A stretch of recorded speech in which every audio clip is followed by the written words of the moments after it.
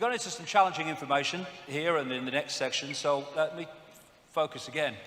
The idea that this is a lost cause that we're involved in here is no way is a lost cause. We take our power back, game over. So we can paint another picture. Please hold that thought, because it's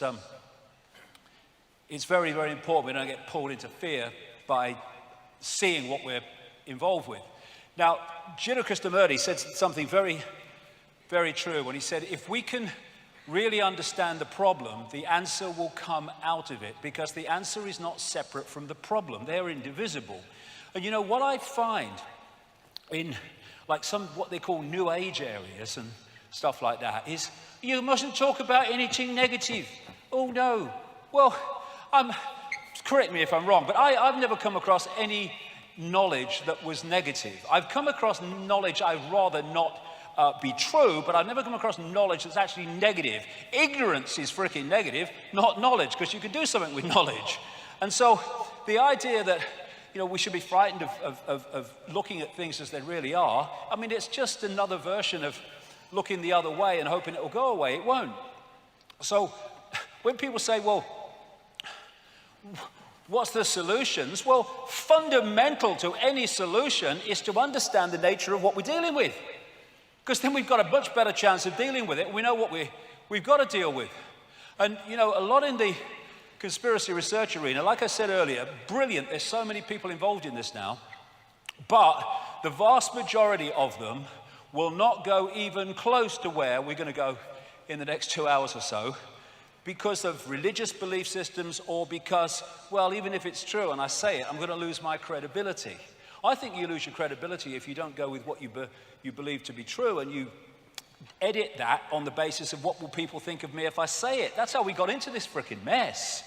And unless we understand how deep the rabbit hole goes and what we're dealing with, we're never gonna find an answer to it. And just stockpiling weapons and fighting the system is just playing into the system's hands for reasons that will become clear, indeed, possibly already have. So we are infinite awareness, capable of multiple realities and perceiving multiple realities. We've been caught in the bamboozle, which has led to this and this through the control of perception. So who or what is ultimately behind this? Or at least the depth of the rabbit hole we've got so far. Well, they ain't, for a start. Because they're just here today, gone tomorrow, people who are just puppets of a system that's here yesterday, today, tomorrow, and the next day. It's not him. I don't care if he's supposed to be the most powerful man in the world. He ain't. He's another bloody glove puppet. And anyone in that job, the same applies to. It's not him either. Here today, gone tomorrow, presidents and leaders who are replaced by other leaders. But the system, the direction goes on, because there's something behind that that's pushing that direction on. And nor even is it the corporations. They're still at the level of playing out the control. It's not actually at the point of creating it. It's not the origin. It's not people sitting around tables. They're still at the point of playing it out. You can go into the shadows and you can get closer to where it's coming from, but you're still at the play out level. You go even deeper into the rabbit hole, really deep into the web. And that's where you find people like the Rothschilds and such like. You don't see us, but we control your life. But there's levels beyond that, where it's coming from. But where is it? Okay, well, I'm going to cut to the frickin' chase, really. The truth doesn't change because you don't want to hear it. Now, obviously, I can't go into great detail with this. I mean, the perception deception is that bloody big. The whole day is about connecting dots to show the picture. And all I can say is for 25 years, I've been full-time on this, and the evidence has brought me to this conclusion. There's no one out there, see? All that is, there's no one out there. And when you think that what we're seeing is only what is within a narrow band of visible light, and then you think what possibilities lie beyond that in the great infinite forever, the idea that we are alone is absolutely beyond ludicrous. And the fact that you can be seen as crazy for believing that shows how inverted the system is. This reality, this infinity, is teeming with different expressions of life. And some of it's interacting with us. This is Professor of Mathematics and Astronomy at Queen's Mary University, London, Bernard Carr. He said, our consciousness interacts with another dimension, actually many other dimensions. Our physical senses only show us a three-dimensional universe. What exists in the higher dimensions are entities we cannot touch with our physical senses. Exactly. So the idea that we just operate in isolation of everything else is, for me, crazy. So like I say, I'll cut to the chase. This reality that we're experiencing has been hijacked by a force that some ancient people called archons, but there's different names right across the ancient world for the same force, the same entities. This is when the penny drops, when all these different names for the gods all over the world turn out to be different names for the same force, because they're described in the same way. And all over the world you see this. In the Far East, Central America, and other places, they're known as the serpent gods. The Zulus call them the Chitahuri, the children of the serpent. They're the Anunnaki in Sumer, Babylon, now Iraq. They're our snake brothers to the Hopi people of North America. They're the star people, many, many examples of that. They are the demons of Christianity. To the Gnostics, they are archons. And to the Islamic and pre-Islamic world, they're called the jinn. And in their prime form, they are energetic in nature, but they can take form, as I will talk about. So, like I say, they're described so much in the same way, because they're different names for the same thing. So, the Gnostic people, not the Christian Gnostics, the pre-Christian Gnostics, that ran the great library at Alexandria, and they also manifested as the Cathars in southern France. They say that the archons are made from luminous fire. The jinn, according to Islamic and pre-Islamic belief, are made from smokeless fire. And you see this correlation of description wherever you go. Now, this, for me, was one of the great finds ever in terms of understanding the nature of what is happening. At Nag Hammadi in Egypt, about 77 miles north of Luxor on the Nile, in 1945, a sealed jar was found with loads and loads of documents in it, leather-bound. And they told the beliefs and the perceptions of this people called the Gnostics. And the Gnostics had a completely different view of reality than religion, which is why the Roman Catholic Church and the Roman Church tried to destroy them wherever they got any strength and any foothold. They ran the great library at Alexandria, which had something like 500,000 scrolls detailing the beliefs of the ancient world and the history of the ancient world, destroyed by the Roman Church. And like I say, the Cathars, who were destroyed again by the Roman Church in 1244, I think it was, at that place in France, Montségur, that fort on the hill where I've been a couple of times. The religious establishment wanted these people destroyed because they were dangerous, because they had the truths they didn't want the people to know about. And this is what these scrolls and this find at Nag Hammadi said.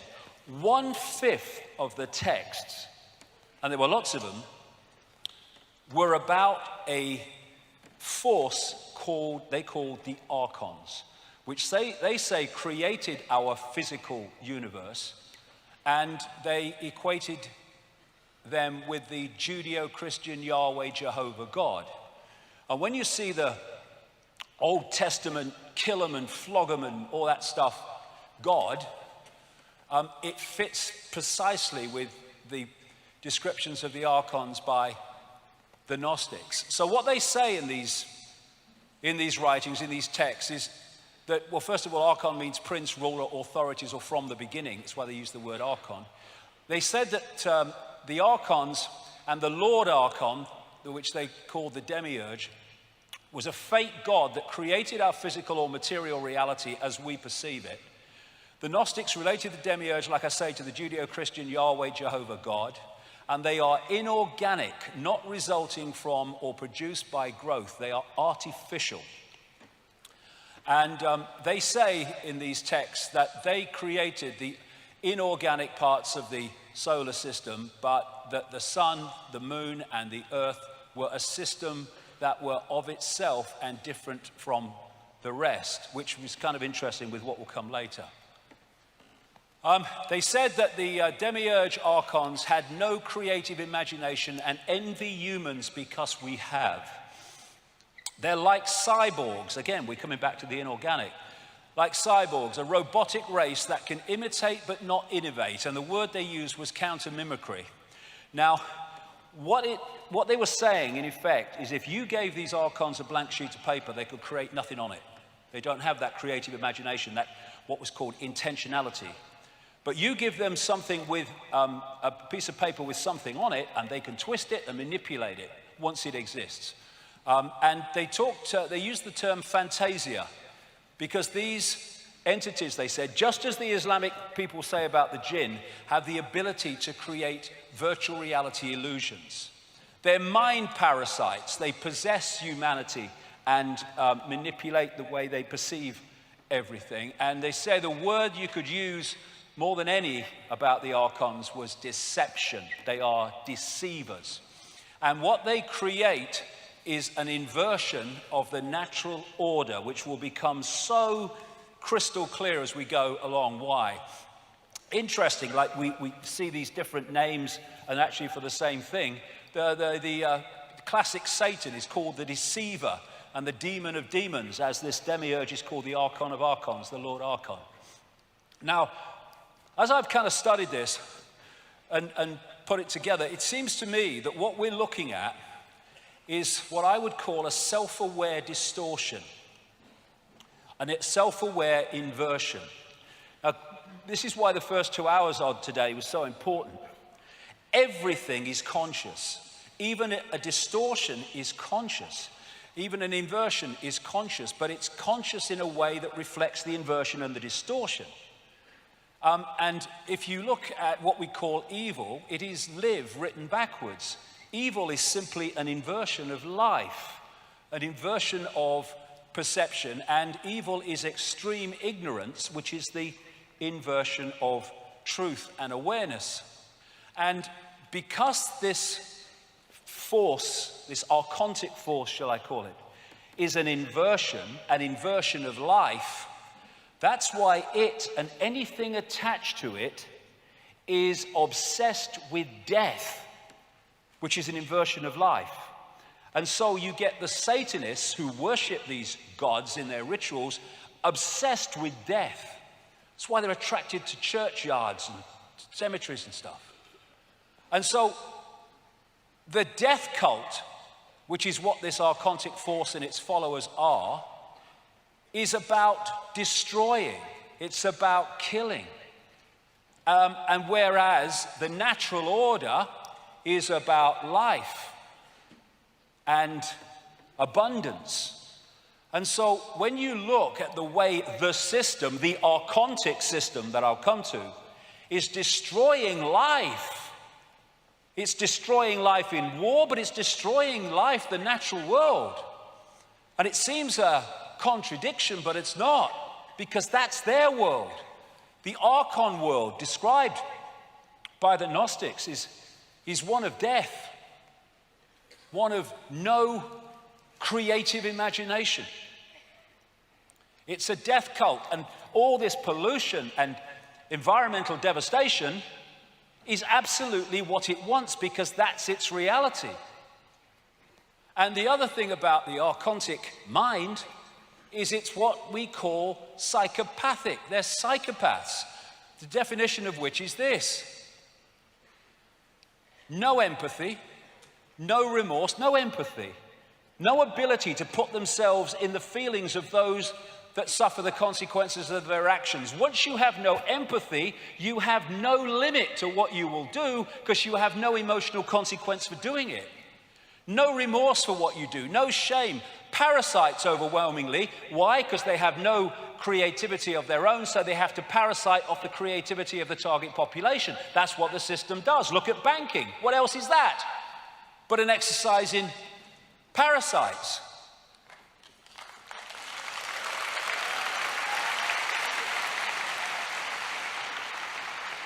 And these people, which manifest as many world leaders and all the rest of it I'll come to, are pathological liars. What is a pathological liar? An inversion of truth, inversion. And they'll do whatever it takes to get their end goal. Other thing, the Gnostics used in these texts the word hal, meaning simulation.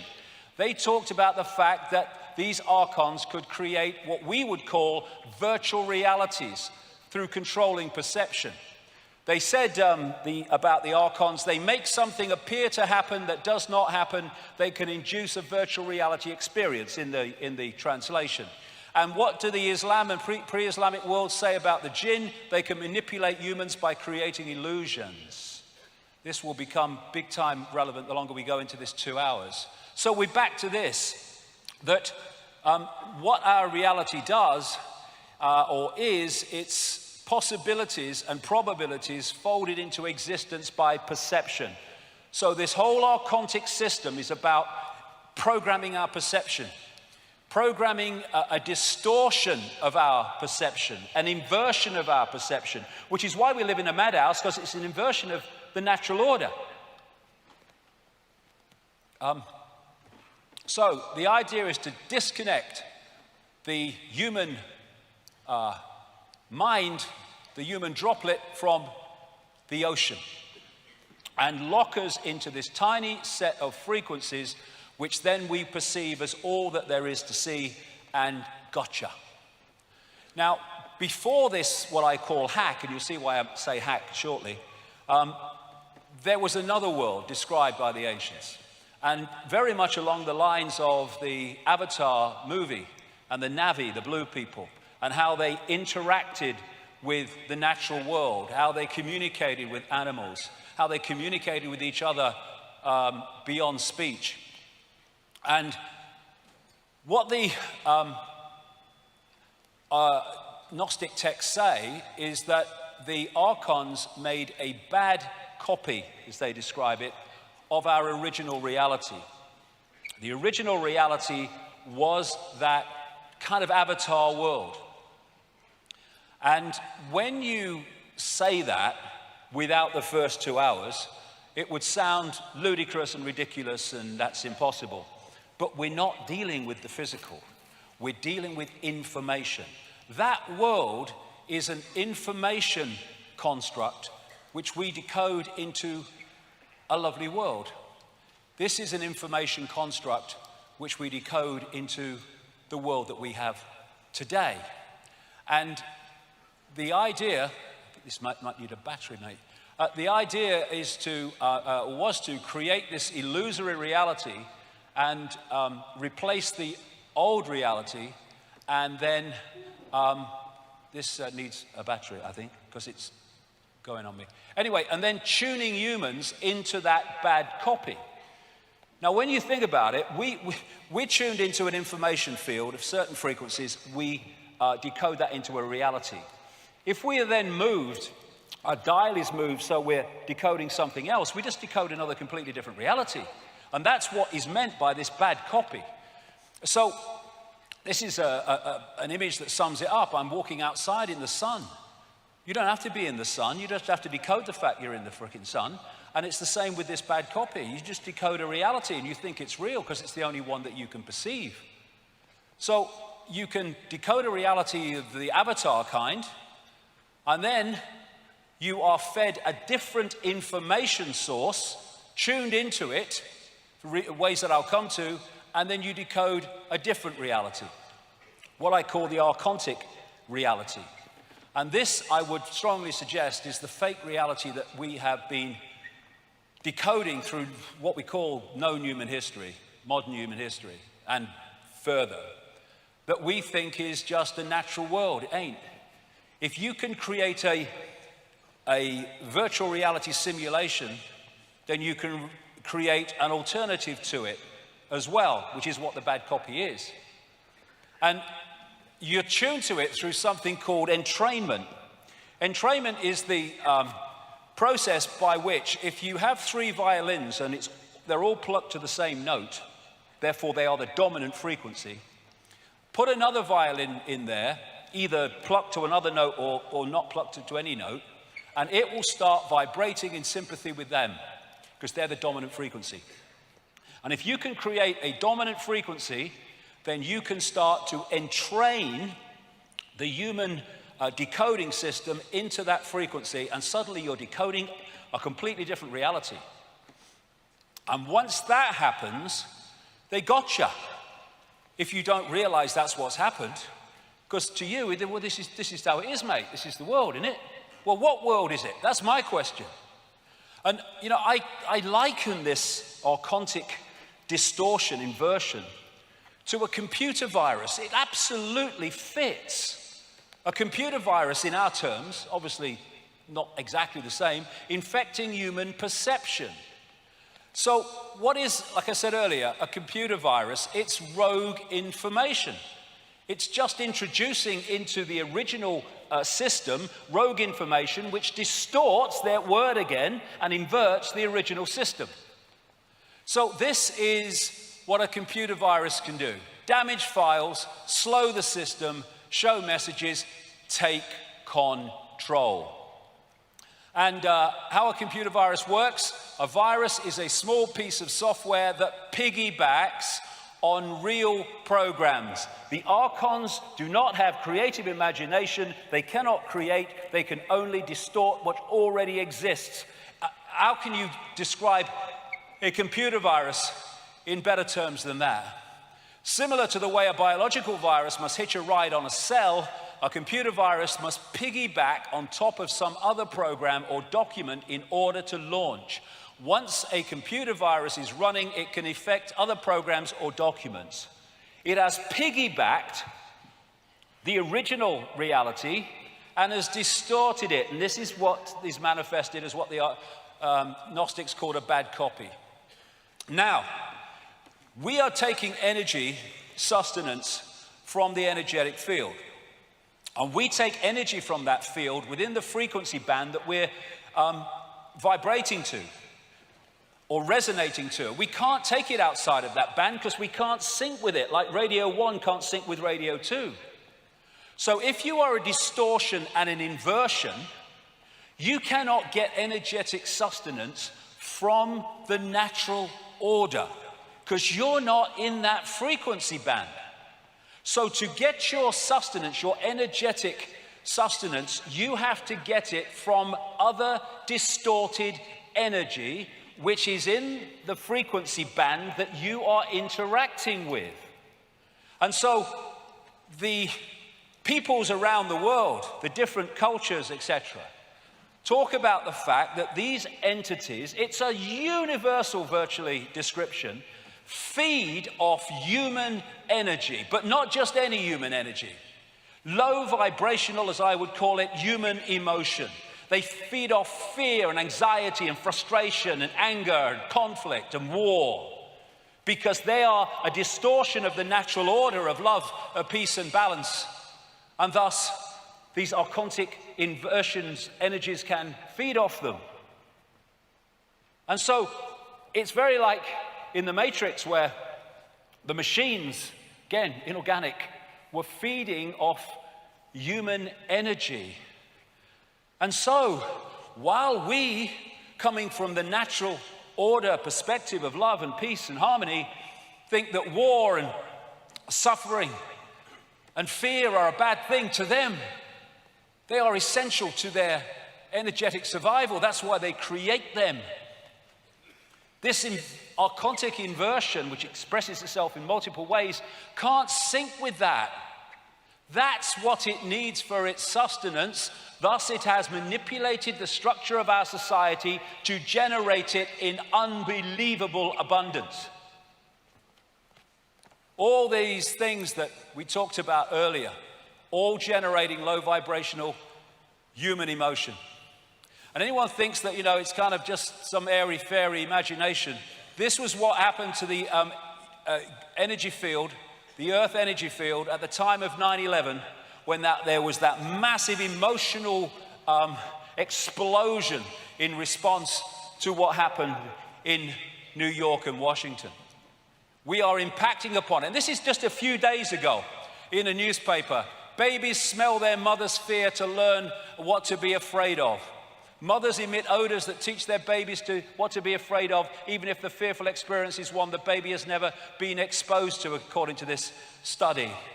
Even, in the frickin' womb, the new life is being prepared for a lifetime of fear.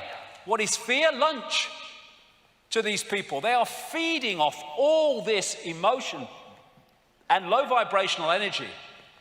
And that's why the pressure is to create events all the time that produce more, and against going the other way that produce less. And so this scene in the Matrix was very much in line with what I'm talking about. The Matrix is a computer-generated dream world built to keep us under control in order to change the human being into one of these. And on one level, that's what we are.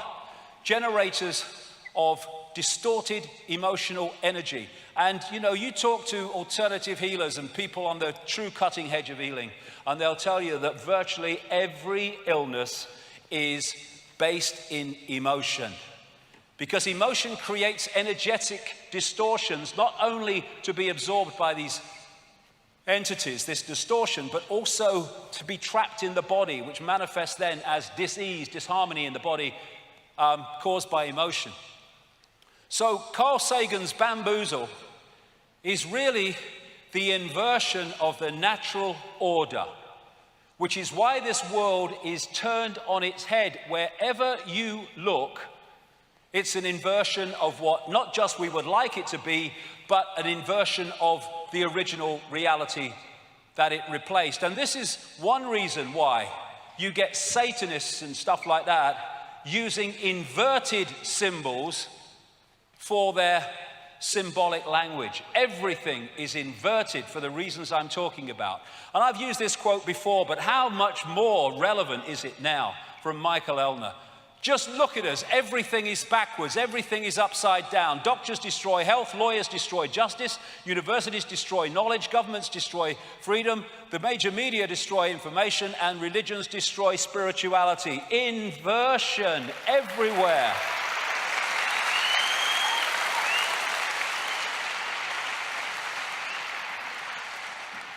And these expressions of this archontic force are genetic liars, because lying is an inversion of truth.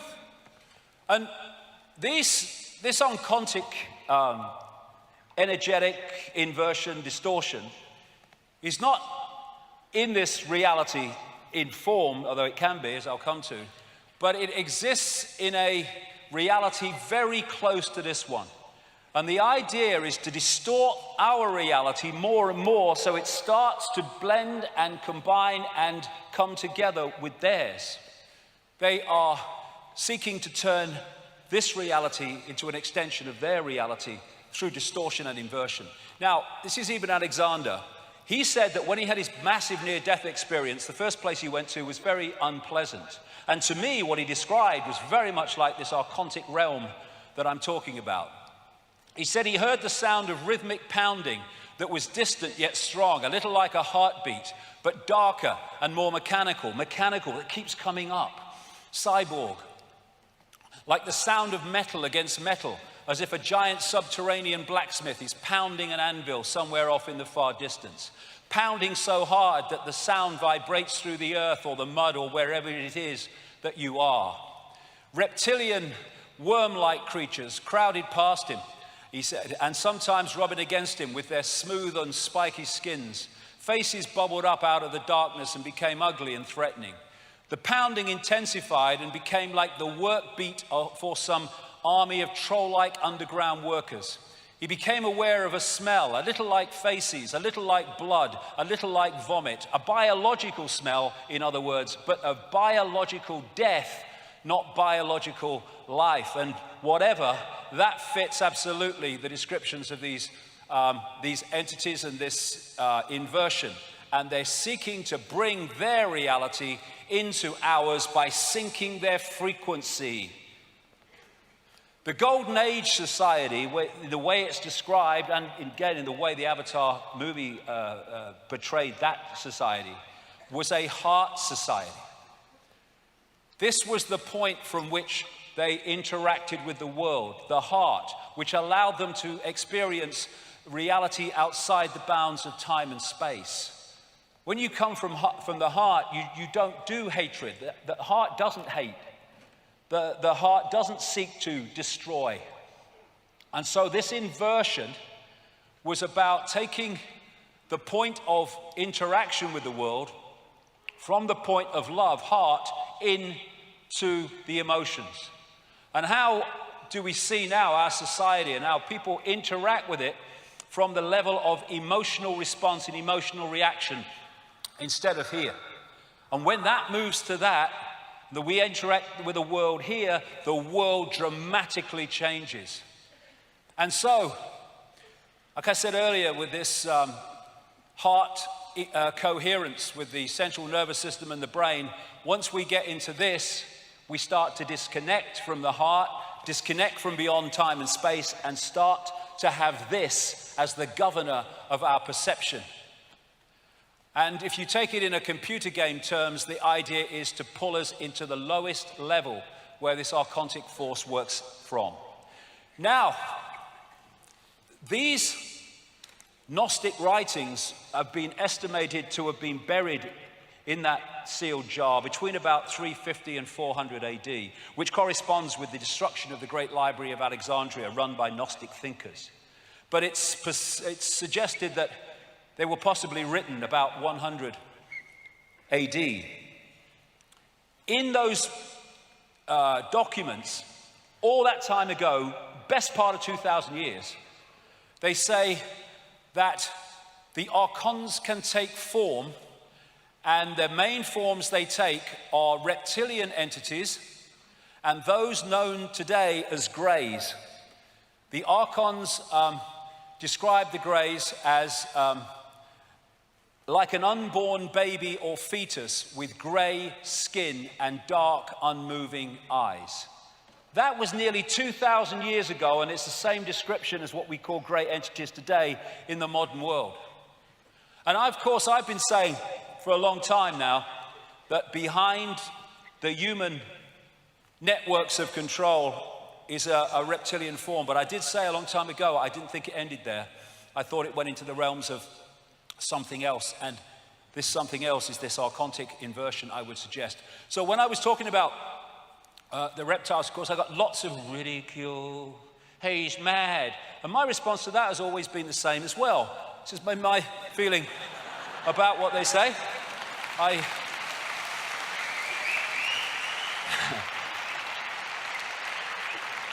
Because I simply want to know what the bloody hell's going on, me. Just want to know what's going on. Whatever it is, I want to know. And if people don't like it, well, they do the other thing, that's just as good. But is it madness, or is it seeing beyond the program?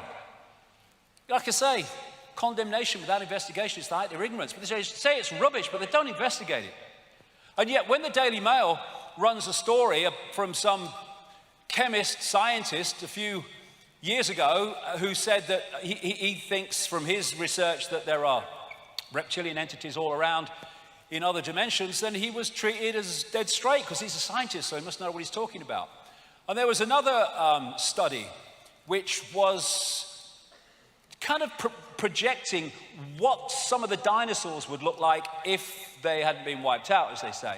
And they came up with the fact that by now they would be humanoid reptilian entities like that, which is interesting because when you look at the descriptions around the world, this is a Zulu description. This is a painting made by a Spanish artist who said he interacted or experience these reptilian entities, they are described in remarkably similar ways.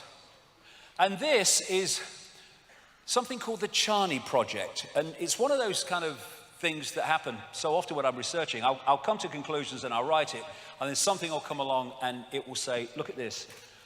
And long after I'd been writing about these reptilian entities, I read this article. I was in Nexus magazine, and it was by a whistleblower about a project called the Charney Project, Computer Interface Communication with Other Realms. And he said that in the 1990s here, 1994, for 5 years, they, at a kind of similar thing to what's happening at CERN, it was one of these collider things, but in Africa and smaller. For 5 years, they interacted through computer systems with an entity in another dimension, another reality, and asked a total of 20,000 questions. And interestingly, this is what came through this entity, according to this Charney Project. A reptilian race was holding back humans so they couldn't grow. The entity said they had fought many battles against the reptile race in their own reality. Humans were more evolved spiritually than the reptiles, but they suppress humans with their technology. Their God is their technology. That will become seriously relevant later in the day. But look, what did the Gnostics say? That humans have creative ability, where the archons don't. It says here, more spiritually evolved than the reptiles, but we are suppressed through technology. And what I was talking about, tuning humans into the fake reality, this brings us to endless stories of the manipulation of human genetics. Some appear in things like the Bible, but you find them all over the ancient world, again, relating to these gods of different names, which turn out to be basically the same. So in the Gnostic writings, they talk about, and remember, these have been in a sealed jar since about 350 AD. They've not been tinkered with and changed like the biblical texts that were expressions of these in many ways, but were out in the public arena and therefore could be changed. These have been sealed all that time. The Lord Archon, what they call the Demiurge, said, "Come, let us create a man according to the image of God and according to our likeness, that his image may become a light for us, a vehicle for us." And this brings us to the biblical texts, which again are mirrored all over the ancient world. There were giants in the earth in those days, and also after that, when the sons of God came into the daughters of men, and they bare children to them. The same became mighty men, which were of old, men of renown. And, you know, in this Noah film in 2014, they symbolized the bloodline with the human finger and the reptilian-covered finger. Very, very symbolic and very true. Now, anyone thinks that all this genetic stuff is modern. It ain't. This is known as the genetic disc for obvious reasons. It was found in Colombia, and it is thousands of years old. And on this disc, which is incredibly well preserved, are images of human eggs and sperm that can only be seen under a microscope. And it talks about the birth process internally as well as externally, and the entities that it is portraying certainly ain't human. And you've got the Zulu, Chitahuri, the children of the serpent, with Credo Mutra, who's right into his 90s now. And this is one of the paintings he did of descriptions of this Chitahuri. And on one of his ancient artifacts that goes back at least 500 years, called the Necklace of the Mysteries, these images, these symbols, are used by the Zulu shaman to tell the story of Africa and the story of the human story. And pride of place at the front is a non-human entity and a human woman. And let's say that fits into that.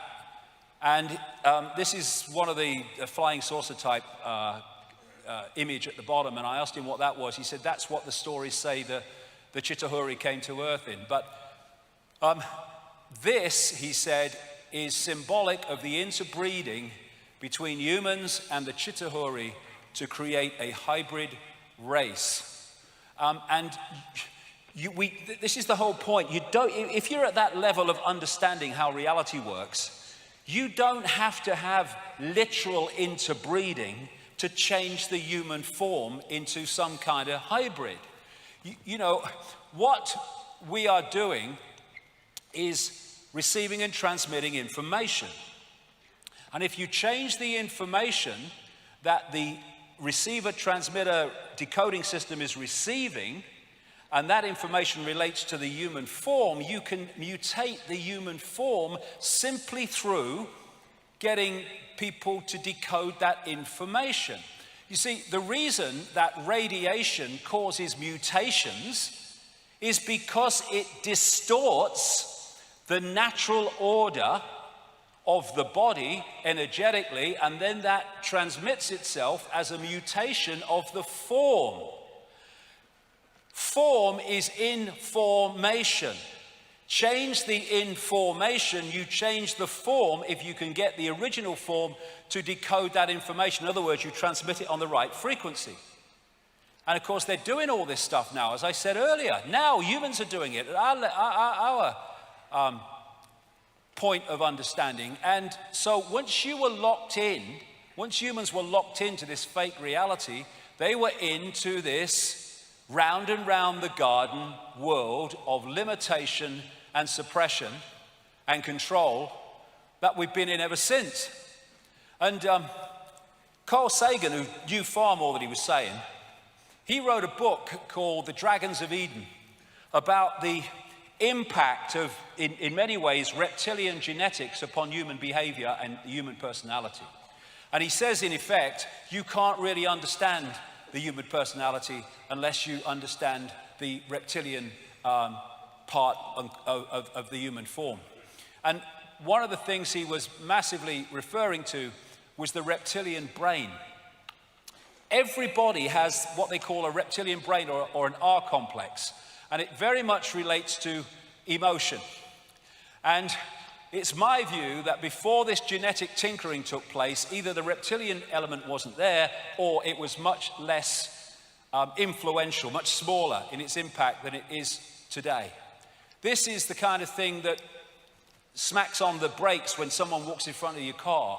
It doesn't do critical thinking or working it all out. It's reactive. It's constantly scanning the environment for dangers of various kinds to the operating system. And this is mainstream science. From the reptilian brain, we get primitive and emotional responses. Lunch, for a start. Cold-blooded behavior and territoriality. Mine, it's mine, and you can't have any part of it. A desire to control, an obsession with hierarchical structures of power, which is exactly the way they've structured human society. Aggression, might is right, winner takes all, coming from the reptilian brain. Protecting status, power, reputation, superiority, intellectual preeminence, acquiescence on another level to hierarchy and authority. And for me, of course, there was a very big reptilian input in the Garden of Eden story, which again you find in different versions all around the world. And it talks about the fall of man. I suggest what that fall was the fall down the frequencies from here to here into denser matter, or what we call matter. And it says in the Bible, behold, Adam is become as one of us. I would suggest become of the archontic mind, knowing good and evil. And what is knowing good and evil? It is knowing duality. When you're in a reality based on oneness, based on the heart, which doesn't do duality, then there is no duality. Everything just is. But when you start to pull that unity, that oneness, into different elements of itself, then you can get polarity, you can get duality, and from duality comes conflict, and from conflict comes the energy that they seek, from love to fear, into duality. And so, as we've gone through this period of known human history, this computer virus, if you like, this distortion, has distorted the waveform energetic level of this reality, and we are decoding it through into holographic distortions, like wars and conflicts and people dying of hunger in a world of plenty, where it's all about me instead of all about what is right. And we're locked into this frequency band, thinking it is all that there is. Now, of course, throughout human known human history, this theme of possession has been going. Some entities possessing someone and taking over their mental and emotional faculties, their sense of reality. And what that is that on one level, like I said in the first 2 hours, we are an energetic field. You can photograph one level of it, the auric field. And from that auric field is projected the holographic, so-called physical world, physical self. What these entities do on an energetic level is lock into that waveform level of the human form. And once they make a connection with it, a frequency connection with it, they can start influencing the perceptions of that person. Now, the more that they impose their information field into the possessed information field, the more the information change is starting to affect the hologram and what the hologram looks like.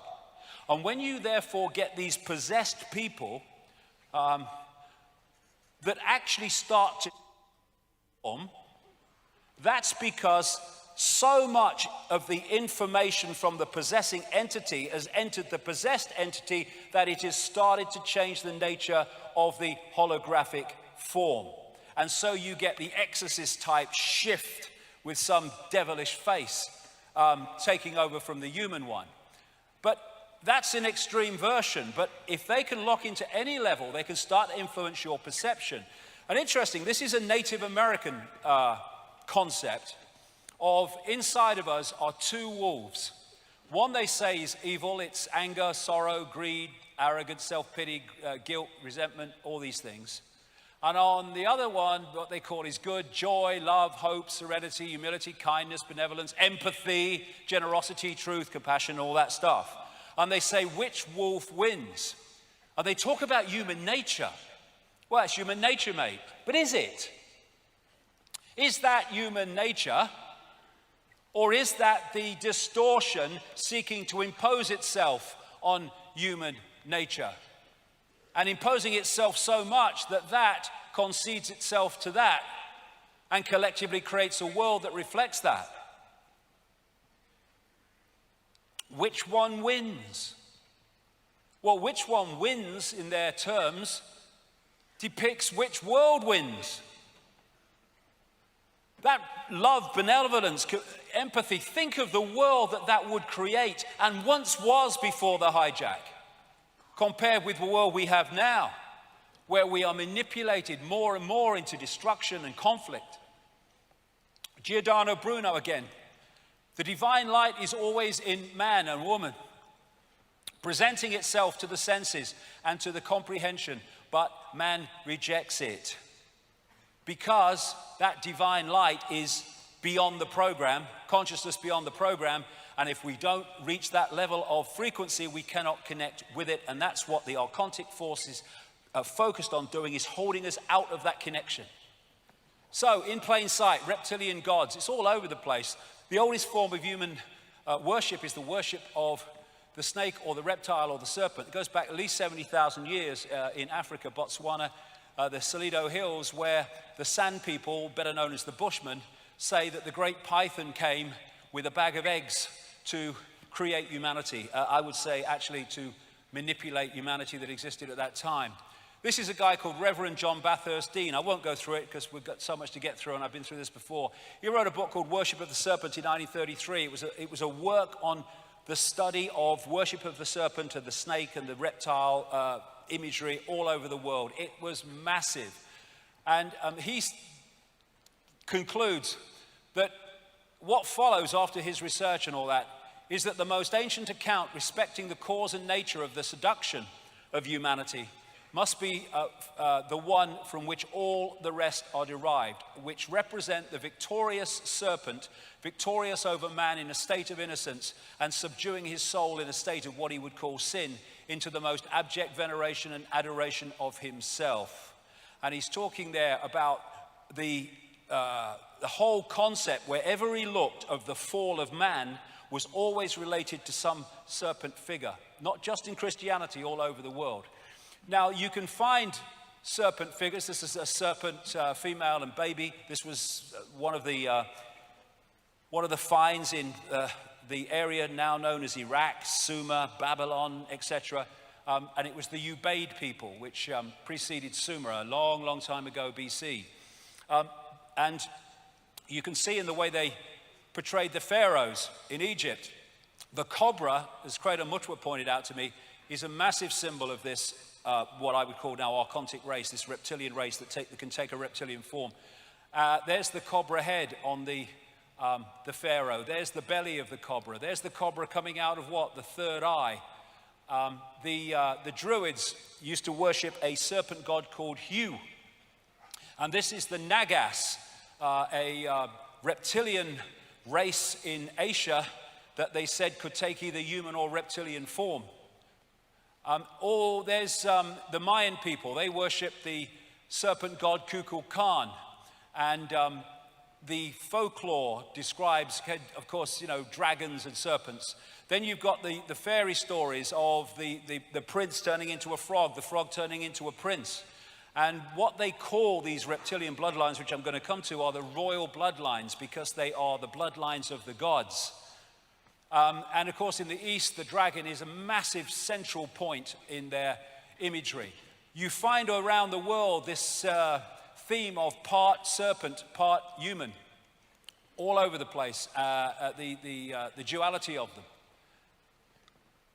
And this is another common thing that you find, the serpent eating a human or eating a human baby, all over the place, all over the world. And you see it on Alfa Romeo even. And note the crown. Note how often the crown is used, because these are considered royal bloodlines, these particular serpent archontic human bloodlines, which I'm going to come to. And when you look at the Hollywood and televisual portrayals around the world of non-human entities in reptilian form, they are incredibly the same or very, very similar to what people have described who've interacted with these entities. They worshipped the fish gods, as they called them in the ancient world, with the scales. And the fish god priests used to wear a hat like that because it was a fish head. And all the way through, this same theme has come into the Roman church, into the Christian church. And there you see the mitre, the fish head, the same as the worship of the fish gods in the ancient world. And there you see it in this country as well. So what you're looking at is secret societies. They worship a certain force, a certain god. You get religion. They're worshipping a certain god. They think they're different gods, but actually it's the same gods. And then you get Satanism. And at the level of Satanism, they are more knowingly worshipping the archontic satanic gods. But in the end, all these different forms, although the vast majority of them have no idea that's the case, are ultimately worshipping this force with tremendous implications that I'll come to. So, I mentioned these bloodlines. This archontic force does not operate in this dimension in the sense that this is not its frequency. So if it wants to pull it to be its frequency, but it can't be its frequency at the moment. So it needs a vehicle within visible light to work on its behalf while it works from the hidden. And so certain bloodlines were created specifically to be that vehicle. Human, archontic, human, reptilian hybrids. And you see the symbols of them with the number of times you see reptilian imagery in the coats of arms of the aristocracy and stuff. Of course, the City of London, the financial district, which is massively involved in the global conspiracy, also has tremendous reptilian imagery. Now, these bloodlines are like the in-betweeners, if you like. You've got the visible light frequency band, and you've got the entities outside of the band. These are the representatives within this frequency which can interact with this frequency and do the bidding of this hidden force. And like I say, it's like the scientist who can't work inside a tank with something that's dangerous. So he puts the gloves on and works from outside the tank and works in it through the gloves. If you take the scientist to be this archontic force, the tank to be our reality, and the gloves to be these bloodlines, that is the dynamic that we're looking at between this hidden force and the one we see. So what has been created is a hierarchy coming out of the hidden down into the seen to create and direct a society that generates maximum low vibrational energy and systematically imposes the virus upon our society more and more and more. And these bloodlines have a particular DNA. And what is DNA? It's an information field. And they, when they create hybrids and anything like that, they see it as a software program. They don't see it the way we see it. And so the reason that these bloodlines interbreed so incessantly, I mean, we see it with royals, but all these Eastern establishment families of the United States into banking and corporations, they interbreed just the same.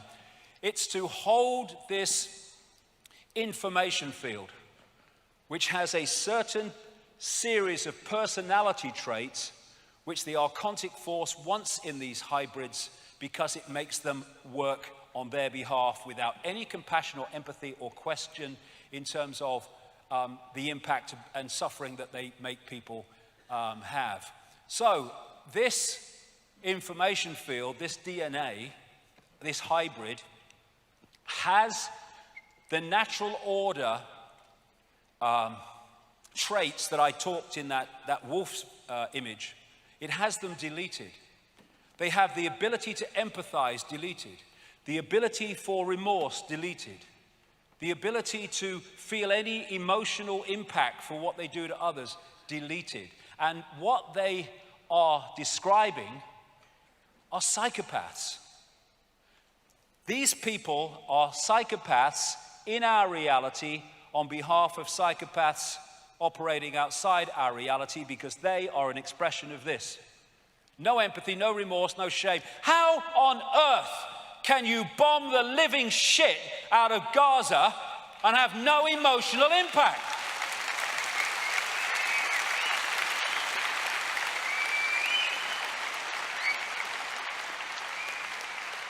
How can you lie to justify the invasion of countries that kill and maim millions? How can you do that? Only if you have no ability to empathize and you have no emotional consequence for your actions. So, you think politicians are on the world? No, it's something very different, which the major politicians are an expression of. Some know, many don't.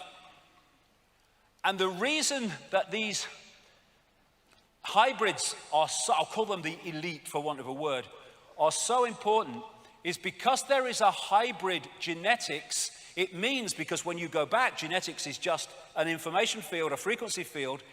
The frequency of the hybrid is closer to the frequency of the archontic entities than the general run of the human population. So the ability to possess, control, and dictate their behavior is far more powerful with the hybrids than it is with the general population that have a different genetics.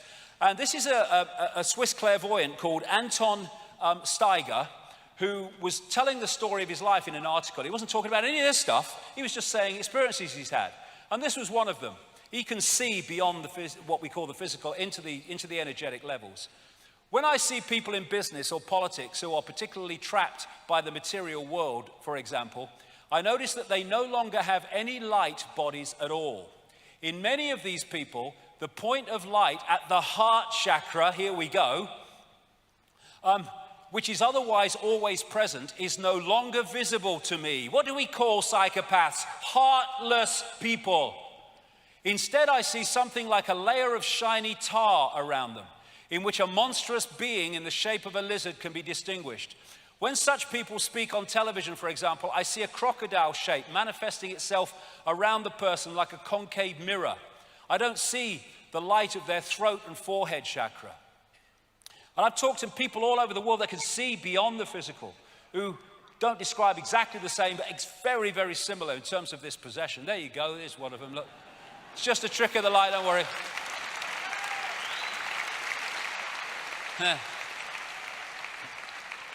So, what we're looking at is dual DNA in these bloodlines, which is what? Dual information fields, which will explain something else in a second.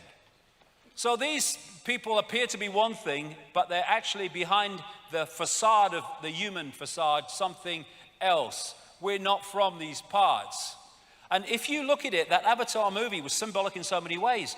What the American invaders did in the Avatar movie is they infiltrated the Na'vi, the blue people, by looking outwardly like the Na'vi.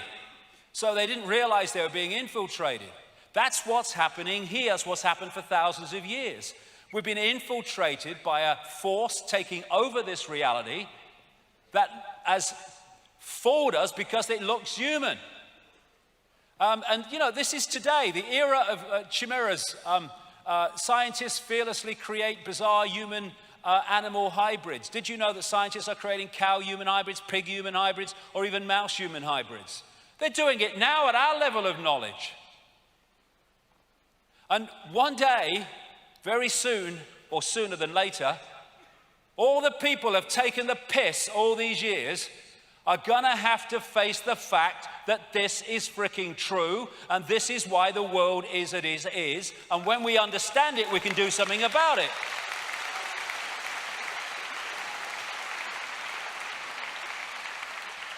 So shape-shifting, another thing, you know, I'm supposed to be kind of off with the fairies. It's so simple once you understand reality.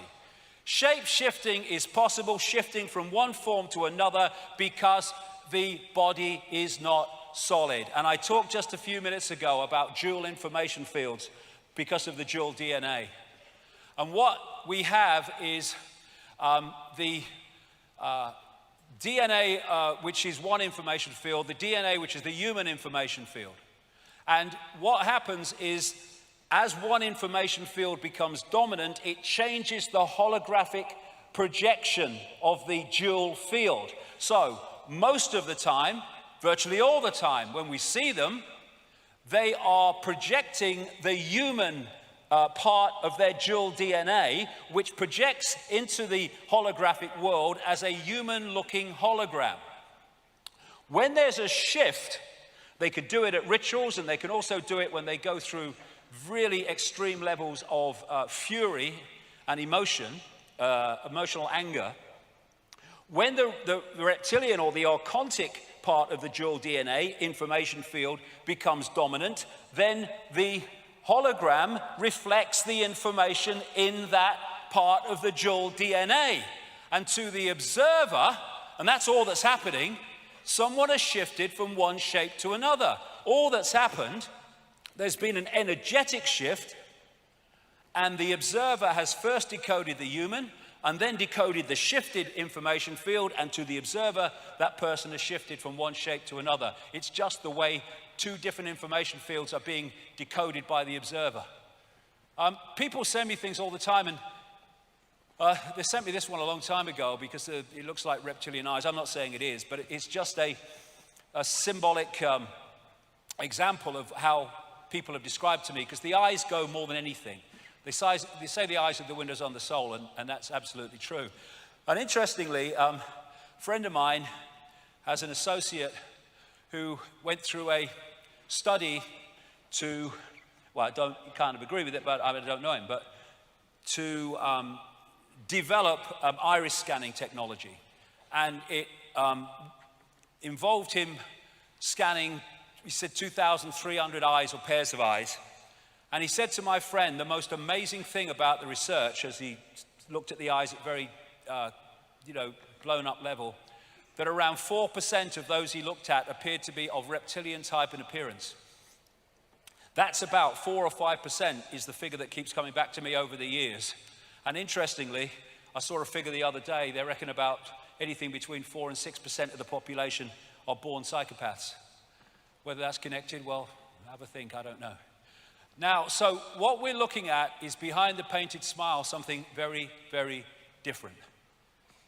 And you look here, one of the great traits of the reptilian brain. And of course, if you have more reptilian genetics, you're going to express the traits of the reptilian genetics information field more powerfully than the general population. And one of them is an obsession with ritualistic behavior and hierarchical structures of power. This is why things like royalty and the state are bloody obsessed with ritual. It all has to be at a certain time, in a certain place. It goes round and round, ritual, ritual, ritual. That's a classic trait of the reptilian brain. It's why people like Satanists are obsessed with ritual. The secret societies, of course, are obsessed with ritual. Religions are obsessed with ritual. Here you go. This is the lady. They're so freaking happy, these people, aren't they? Hey? They're so happy. And the emotionless state of so many of the royal family, the real genetically deep royal family, is classic reptilian brain archontic personalities. And you see the obsession with ritual. When they bring someone new in the bloody royal family, they have to send out a new list for who's got to curtsy or bow to who. I mean, they're bloody mad. It just happened to be head of state. Look at it. I know my place, your lick majesty. Have you ever seen her do that to him? We elect him. We have no frickin' say in her. And yet,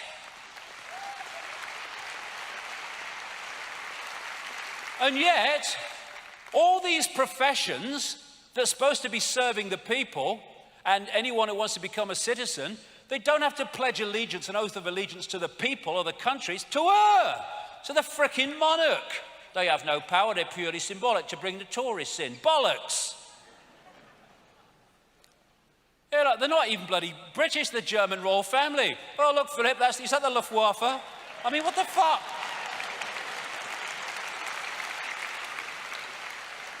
I mean, they place them in here, that's your head of state now, well, thanks very much. Does she speak English? Look in this one. We parasite off you when we have contempt for you, but you just let us do it while asking God to save me. What the fuck? God save the Queen! Bollocks to the Queen! What? And I have to bloody smile. There's a big England football match and all the players are lined up and the crowd are there and we're all patriotic. Oh, yeah, we are. And they go, long to reign over us. God save the Queen. Long to reign over us. I ain't, but many people, most of them are singing and demanding to be reigned over, suppressed, controlled over, dictated over. And that energetically has an impact, even though they don't consciously realize that's what they're doing. Just the national anthem, mate. It's not. See, it's lovely. They piss on us and we say it's raining. They piss on us and we say she's frickin' raining. There you go. And I think this guy's made the best statement ever about the Queen. I do. I love it. I think that's brilliant. It's fucking lovely. That's just absolutely perfect. Give that man a knighthood.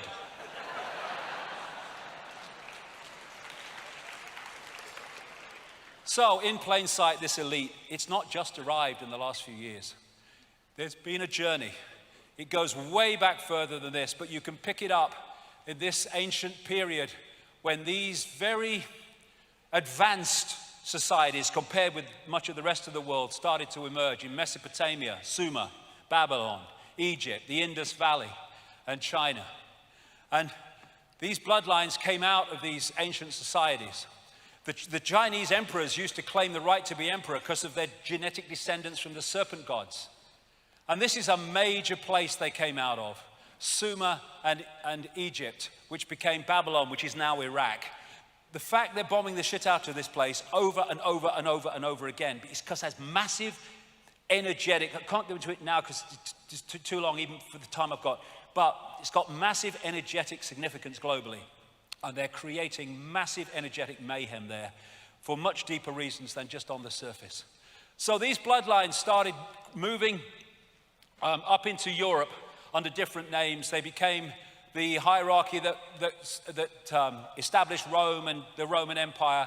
Eventually, they started to locate in Britain, and then they had the British Empire. Whenever these bloodlines have focused themselves or located themselves, a freaking empire has followed. We now have the American Empire, though they will not call it that.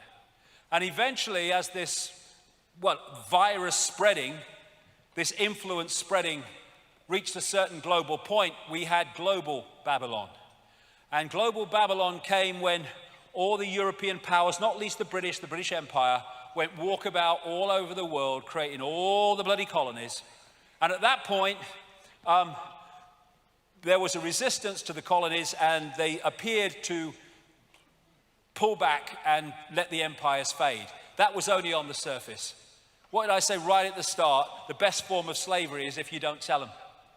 What actually happened is what was left out in those countries when the empires apparently receded were the bloodline under different names, the secret society network which manipulates them and their agents into power, and they've gone on controlling those countries ever since. The United States, major world power on the surface, controlled from Europe on the secret society level of the network. And what they've created, which we have today, is a vast web with the archontic inner sanctum dictating out through these various organizations, which I'll get to as we go through the day, a policy, a global direction of society to more and more centralization of power, more and more control, more and more surveillance, more and more takeover of everything, and more inversion of the natural order. And they have the hidden with the secret societies, the deep secret societies, and then the hidden has a cusp where it meets the seen. And there you see organizations like the Bilderberg Group, the Club of Rome, the Trilateral Commission, and the Council on Foreign Relations in America. And then from the cusp of the hidden meeting the seen, you come out into the real scene, which are countries and agencies of government. And they are making decisions and introducing policies which on the face of it appear to be made on their decision, on their say-so, but where it started was here, coming out from the center of the web. And that's why the same things can happen all over the world at the same time. The virus spreading, that's what it's been. So, we have these apparently different aspects of the hidden and religion operating in isolation. They're not. They're all worshiping the same God. Some know, some don't. It's bloodline Satanists. As I've gone through this 25 years, again and again, when I've followed the trail of people in power, I have found members of secret societies, of course. I have found Satanists, and I've found pedophiles. And those three things come together in ways that I'm going to describe. Behind it is this archontic force, like I say. And the here today, gone tomorrow people, even those that have some awareness of what's happening, they are the gophers that introduce what starts out in the hidden. And Satanists are interacting with these entities. When they talk about, I've talked to Satanists, former Satanists all over the world, who've given me chapter and verse on how it all works. And they are, in these rituals, interacting with these archontic gods, these archontic demonic entities. And what is happening is in the archon realm, where these major satanic rituals are taking place, in the archontic realm, there are rituals taking place. When I say rituals, there is manipulation of energetic fields taking place to mirror the energetic impact of the rituals that are taking place in the satanic ritual within our reality. And what that does is create an energetic sync, an energetic synchronization, which allows these entities, some of them, to slip through like an energetic gateway, vortex, into this reality for these rituals. I've talked to many Satanists who described how these entities have manifested at their rituals because of this reason. They use colors, certain colors, because it's all about frequency and wavelength. They're manipulating energy. And you see these colors again and again in the pomp and ceremony of the the royal family and stuff like that. And this is David Berkowitz, who was the son of Sam Killer, serial killer in New York many years ago now. And he said in letters to a Christian minister in jail, yeah, I did it, but I did it on behalf of a satanic coven. And he said this in one of his letters, absolutely spot on. Satanists are peculiar people.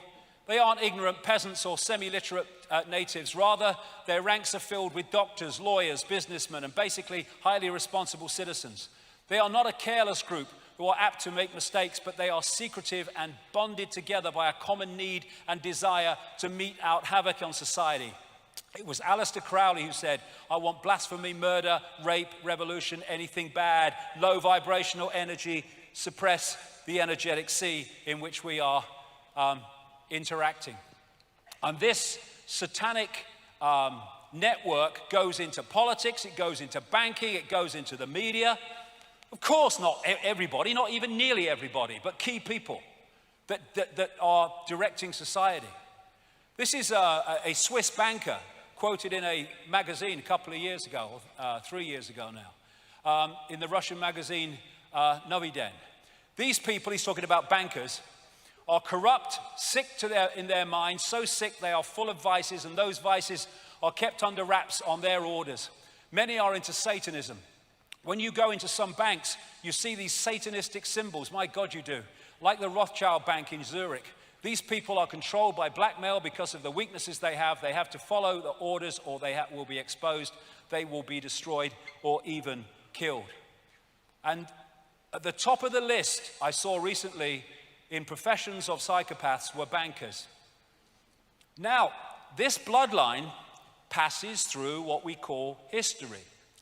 And it just so happens, because it's an information field and it's a personality field and it gets people in a certain personality type. This is Vlad Dracul, Vlad the Impaler, who was one of the most famous Satanists ever. He used to impale people and just let them slowly die. And he was a member of something called in its short name, the Royal Court of the Dragon, which started out in ancient Egypt. And he is the man, because he was such a Satanist, that Dracula, the Bram Stoker Dracula, was based upon. It just turns out that she is a descendant of Vlad Dracul through Mary of Teck, her grandmother.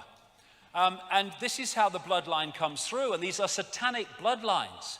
These satanic bloodlines, it's in the blood, it's in the information field. And Prince Charles has actually publicly talked about his genetic descendants from Vlad Dracul in Transylvania.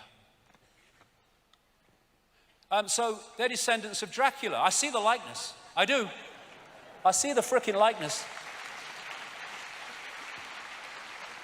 I'm not sure about him, mind. I'm not sure he's one of them. Lucky boy, I say. And then you go across the Atlantic. These are descendants of Vlad Dracul. No wonder they have no empathy.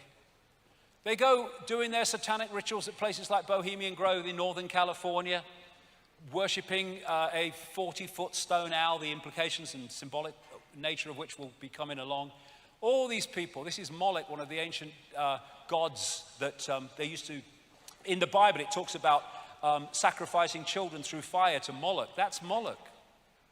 And what we're seeing, talk about entrainment, where you can be pulled into a frequency and that frequency starts to influence you. All over the place now you're seeing satanic imagery. In Grammys go satanic, the satanic stage shows, videos and all that stuff. Here's the Thriller. It was all about kind of Satanism with the serpent eyes with Michael Jackson. They making vampires sexy through things like Twilight. Then we have Halloween, we're just coming up to, Satanism Light. It's pulling people in. The real Halloween sees phenomenal numbers of children and others, but children sacrificed all over the world. It's one of the great satanic ritual days. And now they've got kids turning it into a form of Christmas, which is another form of their ritual, which I'll come to later.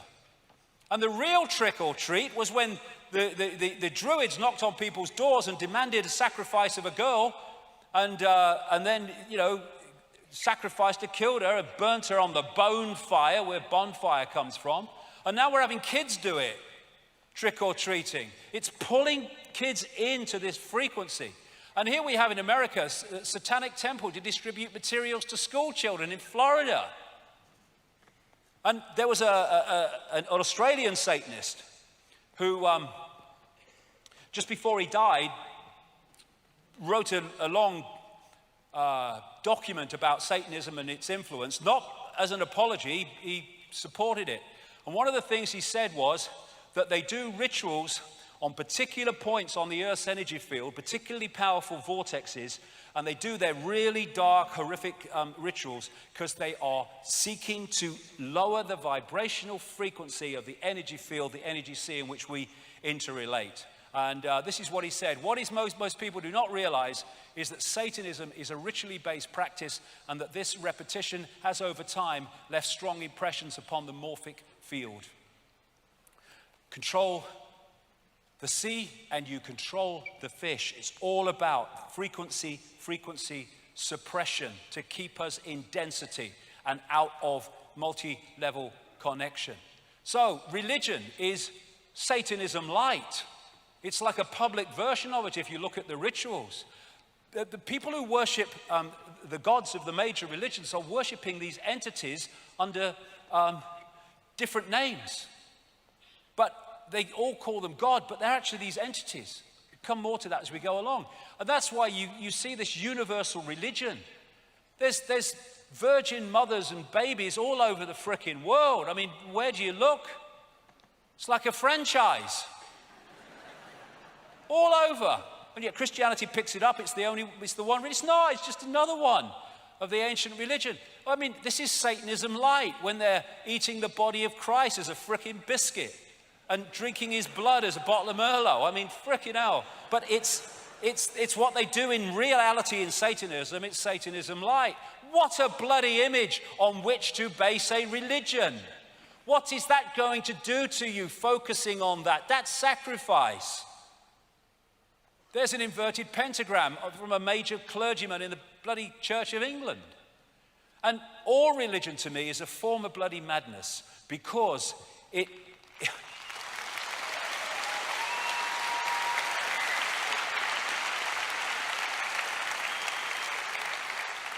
it's so squeezing the perception of possibility that you only need what it says between these two covers to understand the friggin' world, even though you don't even understand the friggin' book. And so, boom, all that's gone. You can't think that, you won't be one of us. Bloody good. And then you got people kind of going through this every year because Jesus did. And because some mate of bloody Mohammed was cut up hundreds of years ago, they do it on the day it's supposed to have happened every year. It's freaking insanity. Religion summed up. Eskimo.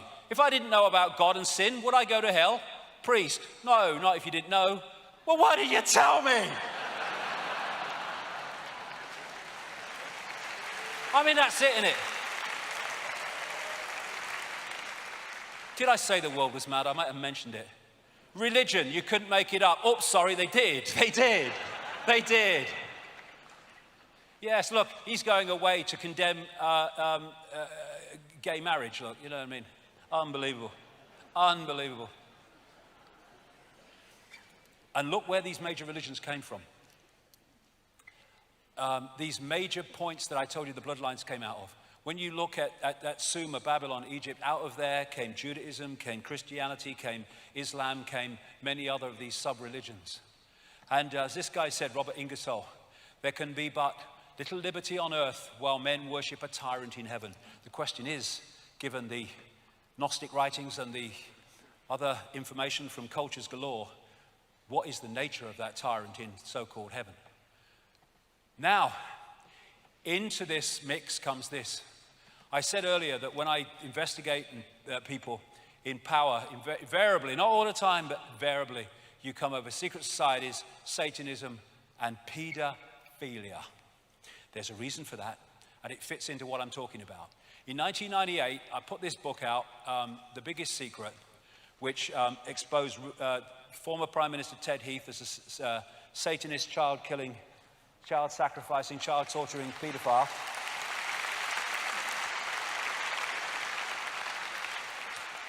and Lord McAlpine too.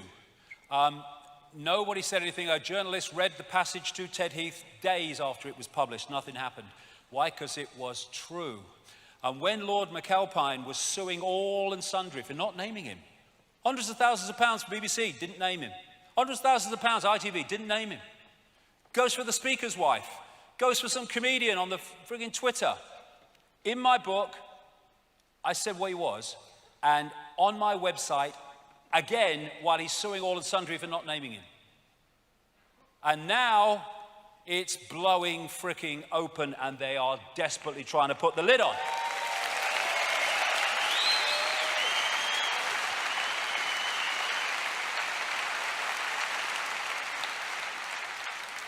Pedophilia is absolutely infesting the establishment at multiple levels, right to what they allege is the top, for reasons I'll come to. All over the world is the same. The number of children being abused by the rich and famous, never mind others, is absolutely staggering, and there's a reason for it. The scale of child abuse worldwide, shocking beyond belief. Yes, this is the question. We need to keep asking about everything. Why? Then you might find answers. Why is Satanism and pedophilia so interrelated and interconnected? Well, this is a Central American shaman, Don Juan Matos, who said this about entities, the archons that he called the flyers, describe him in the same way, feeding off the energy of children. Sorcerers, people who can see beyond the physical, see infant human beings as strange luminous balls of energy, covered from top to bottom with a glowing coat, something like a coat of plastic adjusted tightly around the cocoon of energy. The glowing coat of awareness is what the predators consume, and when a human reached adulthood, all that is left of that fringe awareness is a narrow fringe that goes from the ground to the top of the toes. That fringe permits mankind to keep living, but only barely. What they are after is the energy of children before puberty. We see puberty as a hormonal chemical change. That is merely a holographic expression of an energetic change in the waveform information field. They want that energy before that change takes place. And so these pedophiles are possessed by these entities that stimulate the desire for sex with children, and while it's happening, they are, through the vehicle of the pedophile, drawing off the child's energy. And the reason that you have so many pedophiles in the upper echelons of society, he said advisedly, is because they are the bloodlines, the dual DNA bloodlines, most possessible, most possessed, and therefore the best vehicles for feeding off children by these entities. That Australian Satanist said this in that document: politicians are introduced by a carefully graded set of criteria and situations that enable them to accept that their victims will be our little secret. Young children sexually molested and physically abused by politicians worldwide are quickly used as sacrifices. In Australia, the bodies are hardly ever discovered, for Australia is still a wilderness. And this is what is going on. This is what Ted Heath was doing. And this is why this guy got away with it all those decades. He was supplying children to the rich and famous, and if he went down, they all went down. That's why he was never prosecuted, even though they knew what he was doing. He is a doorway to the cesspit, because he was the doorway to so many of the rich and famous, the archontic hybrid bloodlines that were feeding off the energy of children thanks to him. Daily Express, Jimmy Savile was part of a satanic ring, stands back in amazement. Of course, because they're interrelated. Knighthood from the Queen, she didn't bloody know. Come to that in a minute. Knighthood from the Pope, no need for amazement. Roman Catholic Church, and I tell you what, the reason he became the first Pope in 600 years to resign in office will be shown eventually to be related to this subject, among others. So, we've got all these kind of pedophiles, famous pedophiles. Thomas Hamilton, the guy who killed all those kids in Dunblane, he was a pedophile and supplier of children to the rich and famous in Scotland. Ted Heath, I talked about. George Bush, have come to him. Kissinger. And this man, Lord Mountbatten, member of the royal family, of course, inner royal family, was a known paedophile. And who did Jimmy Savile say publicly, not in this context, of course, introduced him into the inner circle of the royal family in the 1960s? Lord Mountbatten, the mentor of Prince Charles and Prince Philip. And close to the royal family ever since, decade after decade after decade. The frickin' Yorkshire police knew what he was doing. They didn't bloody know. Are you having a laugh? When are these bloody police officers going to get their asses in gear and start knocking on Buckingham Palace?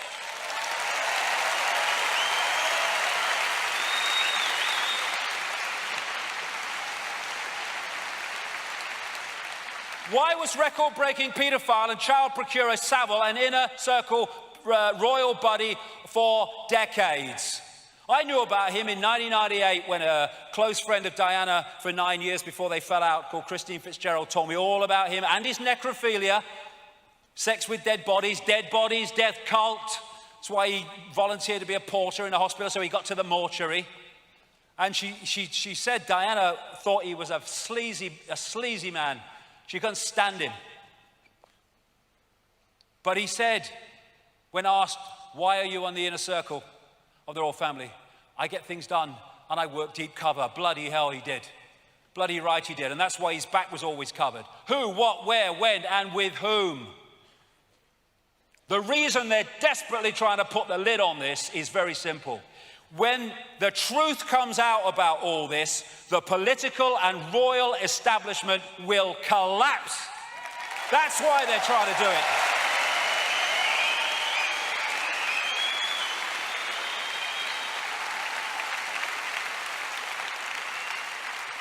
He was supplying children to Ted Heath, not least out of the children's home in Jersey when he went over to Jersey in one of his yachts, Morning Cloud, one of many called Morning Cloud. This has come out through other people now. And even the bloody Daily Mail accepted at one point, when all this was breaking, that Margaret Thatcher knew that there was a paedophile ring, or at least paedophiles in her inner circle, and she did nothing. Who was a close friend of Margaret Thatcher? Jimmy frickin' Savile. This was a close aide, Peter Morrison, from when she became Conservative leader in 75 right through to when she left as Prime Minister in 1990. Known paedophile. Even Edwina Currie, the former Thatcher minister, said so in her diaries. And so have others come out within the Conservative Party. He, Lord McAlpine, was her Svengali inner circle advisor all the way through the same period that he was our other close aide. And her Home Secretary, Leon Britton, the man who lost the dossier from Geoffrey Dickens, the MP, the late MP, that was exposing the political paedophilia and naming names. In America, this guy, I've named this guy for bloody hell, how long now? Way back into the 90s. Child killer, child abuser, child torturer. Said it on American radio endless times, in books endless times. And yet he's still at large. And, you know, MI5, excuse that with Special Branch, I can't take these bleeding seriously. MI5, Special Branch, right? You can't cough close to the royal family without they've done a massive check on you. And they didn't know about Savile. The NSA, the CIA, they don't know about Bush and all the rest of them. What did the CIA do in response to Bush being a child killer? They named their headquarters after him. Here you go, this is the Political Paedophile Investigation Squad. This is the Political Paedophile Protection Unit.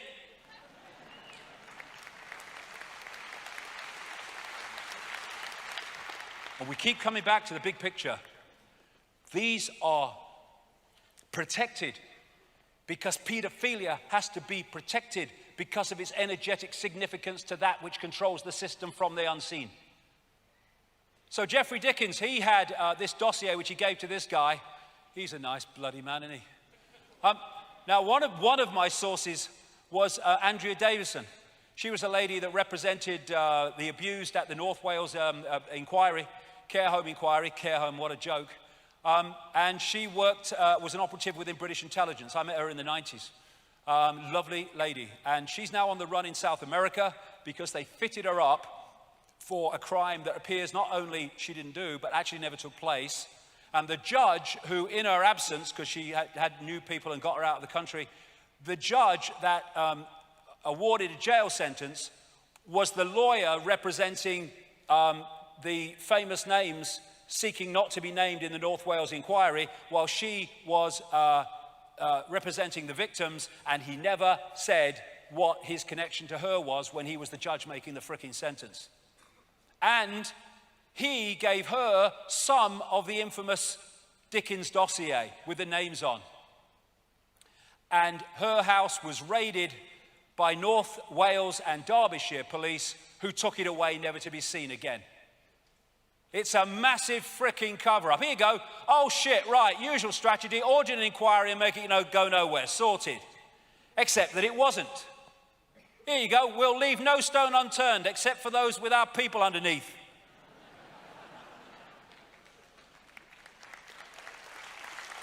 So, anyone want blatant evidence that it's a cover-up?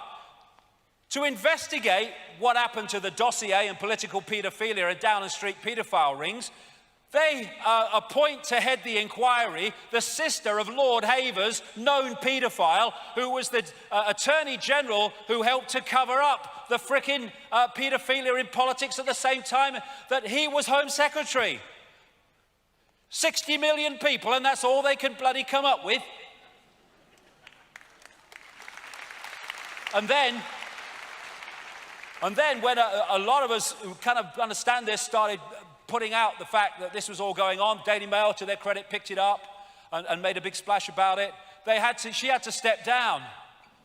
And so who did they say in her place? The Lord Mayor, Fiona Woolf, 60 million bloody people plus, and they can't find anyone that doesn't live in his frickin' street and has dinner with him. What?